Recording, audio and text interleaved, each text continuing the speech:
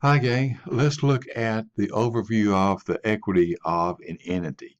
Uh, if I get a little long-winded, this video may turn into a couple of videos. Remember that what we're looking at is the fundamental accounting equation: assets equals liabilities plus equity. Equity represents the interest of the owners, the ownership interest in the entity. And so let's take a minute and look at some concepts involved with the ownership interest of an entity. Uh, when you look at the equity section, let's look at the parts of it. Number one is paid in capital.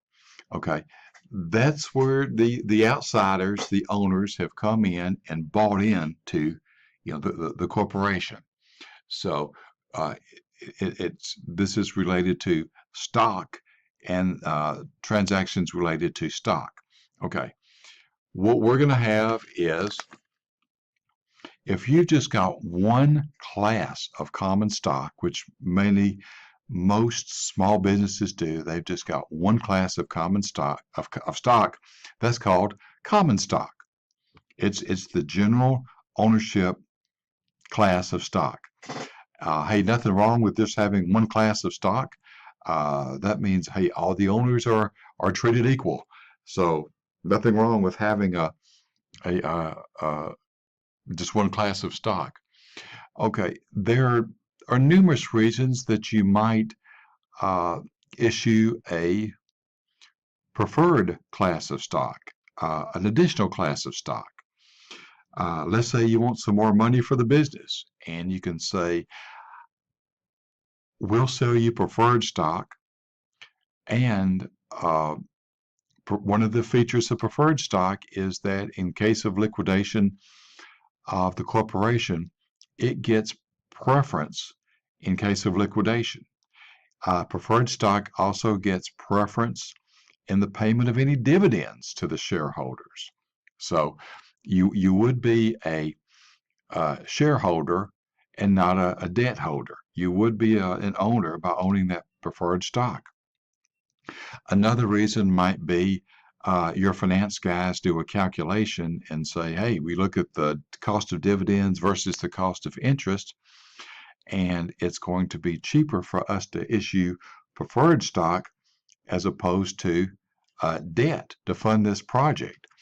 Alabama Power used to do this when they wanted to fund it to fund a big project. I don't know if they would issue debt, but they would issue preferred stock to cover, to help finance a big project. And then when they were done with it, guess what? They'd call it in. Now, one of the features of common stock, and the chapter mentions several rights that you have as an owner of common stock. They can't force you to sell the stock to them if you've got common stock. I've got 2 shares of Coca-Cola. I'm sure Coca-Cola would rather not deal with a little bitty stockholder like me. But guess what? I've got 2 shares of Coca-Cola and I'm not selling it. Okay. If I had preferred stock of some kind, I don't even know if Coca-Cola sells preferred stock, but if they had preferred stock of some kind and I had it, they could call that preferred stock in and say, hey, at a such a date, we're calling it in, party's over. But I have common stock. Uh, so they can't do that to me. They can offer to buy it back, but I don't have to sell it to them. We said the preferred stock had preference in case of liquidation and the payment of dividends. So why would somebody want to buy common stock? Hey, common stock is where you get your bang for the buck. Common stock, yes, is more risky than uh, preferred stock because in the case of liquidation, the common shareholders at the bottom of the barrel. But we are the owners who take most of the risk. We own the retained earnings, and we're the ones who are going to get the biggest bang for the buck if the corporation does well. So there are some uh, mutual funds that specialize in preferred stock. And if you're interested in preferred stock, you may look at one of those. Like I said, I just like being a common shareholder. I'll take the risk because I want the reward. The other thing next is retained earnings. This is the earned income from the business that has not been distributed to the shareholders.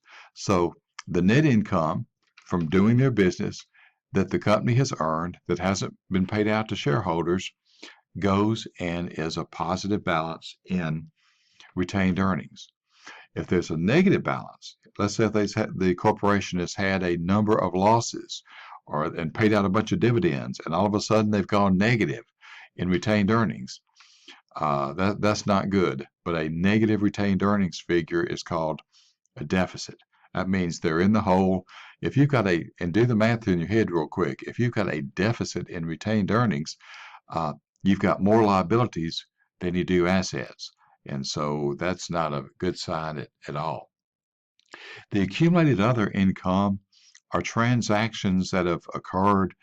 They didn't go through just us doing the plain Jane vanilla business transactions, but they happened, they've occurred to the business, and they run them through the uh, income statement, through the other comprehensive income part, and then they carry that on to accumulate it through on the equity section on the balance sheet. For example, foreign currency losses or derivative losses, or